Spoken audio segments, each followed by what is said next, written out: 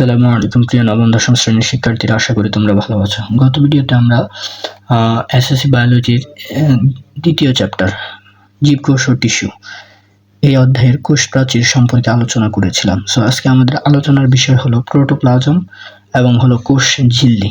এই দুইটা আমরা শেষ করবো ইনশাআল্লাহ। সো চলো শুরু করি। খেয়াল করো,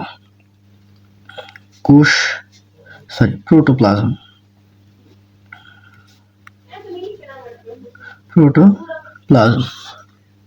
খেয়াল করো, প্রোটো মানে হলো চারপাশ, আর প্লাজম শব্দটা আসছে প্লাজমা থেকে। প্লাজমা মানে কি? অর্ধতরল। তার মানে খেয়াল করো, প্রোটোপ্লাজম কি হবে? একটা কোষের ভিতরে চারপাশে যে অর্ধতরল থাকে, চারপাশ ঘিরে যে অর্ধতরল থাকে সেইটারে বলা হয় প্রোটোপ্লাজম।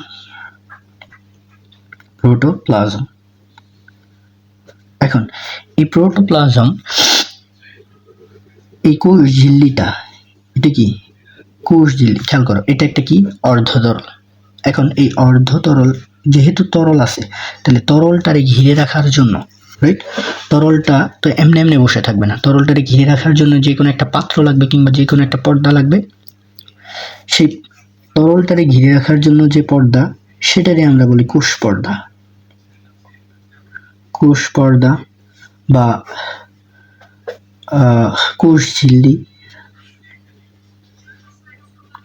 বা যেহেতু প্লাজমারে ঘিরে রাখে তাই প্লাজমা মেমব্রেন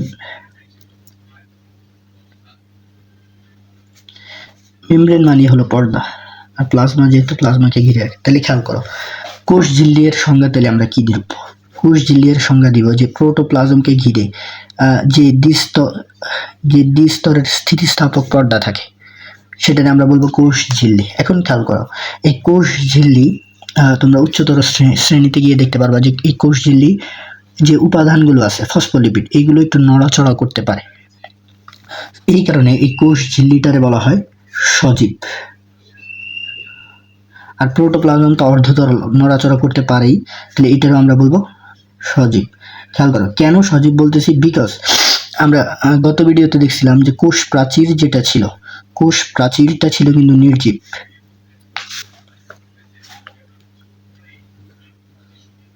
কোষ প্রাচীরটা নির্জীব, বাট কোষ ঝিল্লি বা কোষ পর্দাটা কিন্তু সজীব। প্রোটোপ্লাজমও সজীব। ঠিক আছে, এখন আসো, এই কোষ ঝিল্লিটা, এই কোষটা, খেয়াল করো, এই কোষ ঝিল্লি কি করতে পারে? বাইরে থেকে বিভিন্ন তরল পদার্থ কি করতে পারে? শোষণ করতে পারে। তরল পদার্থ শোষণ করতে পারে। আয়ন শোষণ করতে হইলে ওটার মেকানিজম ভিন্ন। তাহলে খেয়াল করো, তরল শোষণ করতে পারে বাট আয়ন শোষণ করতে পারে না স্বাভাবিক অবস্থায়। তাহলে এইটা বৈষম্য করছে না? একটা পদার্থরে ঢুকতে দিতেছে বা বের হইতে দিতেছে, আরেকটা পদার্থরে ঢুকতে বা বের হইতে দিতেছে না। এই কারণে এটারে বলা হয় বৈষম্যবেদ্য পর্দা। তার মানে কোষ ঝিল্লি একটা বৈষম্যবেদ্য পর্দা এবং সজীব। এখন খেয়াল করো, এটা দিয়ে কোনো কিছু কি করে? কোষ শোষণ করে, রাইট? অর্থাৎ রক্তনালী থেকে অক্সিজেন শোষণ করে কিংবা আরো বিভিন্ন তরল পদার্থ কি করতে পারে? শোষণ বা নিঃসরণ করতে পারে। তাহলে খেয়াল করো,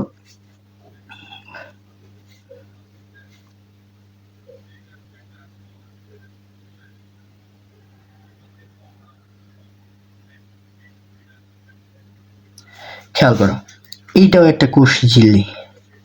এটাও কি? কোষ ঝিল্লি। কিন্তু খেয়াল করো, এইটার এই যে এইটুকু পর্দা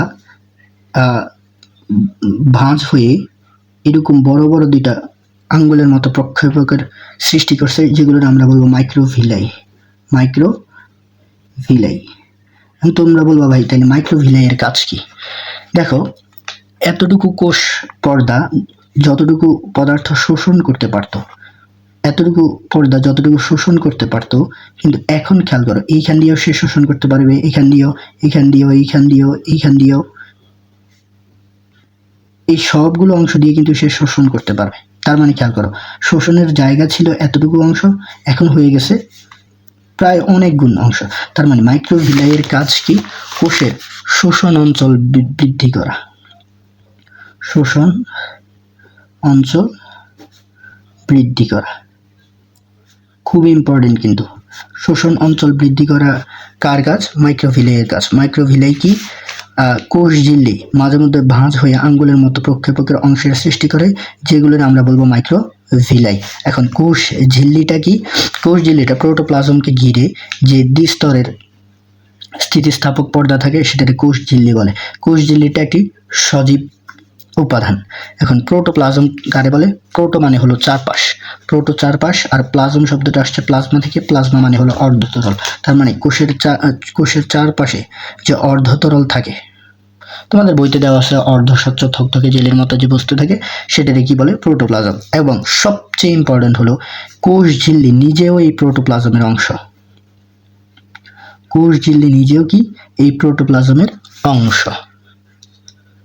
তাহলে খেয়াল করো, আমরা কি বলবো যে প্রোটোপ্লাজমের বাইরে যে দ্বিস্তরের স্থিতিস্থাপক পর্দা থাকে তাকে কোষ ঝিল্লি বলে? না, প্রোটোপ্লাজমের বাইরে কেমনে হবে? বিকজ কোষ ঝিল্লি নিজে তো প্রোটোপ্লাজমের অংশ। তাহলে বলবো যে প্রোটোপ্লাজমকে ঘিরে, ঠিক আছে। এবং সবচেয়ে পরীক্ষায় যেটা আসে, নিচের কোনটি প্রোটোপ্লাজমের অংশ নয়? কোষ প্রাচীর। খেয়াল করো, এটা কিন্তু প্রাণী কোষ, বাট উদ্ভিদ কোষ যদি হইতো তাহলে এই দিক দিয়ে আরেকটা প্রাচীর থাকতো, যেটা আমরা বলতাম কোষ প্রাচীর। এটা আমরা বলতাম কোষ প্রাচীর। কোষ প্রাচীর কিন্তু প্রোটোপ্লাজমের অংশ নয়, কোষ ঝিল্লি প্রোটোপ্লাজমের অংশ। সো আশা করি বইতে যে টপিকগুলো দেওয়া ছিল আমি প্রায় সবগুলো সম্পর্কে কথা বলছি, এখন বাকিটা তোমরা রিডিং দিলেই পারবা। ঠিক আছে, আজকে এই পর্যন্তই। পরবর্তী ক্লাসে দেখা হবে ইনশাল্লাহ। আসসালামু আলাইকুম।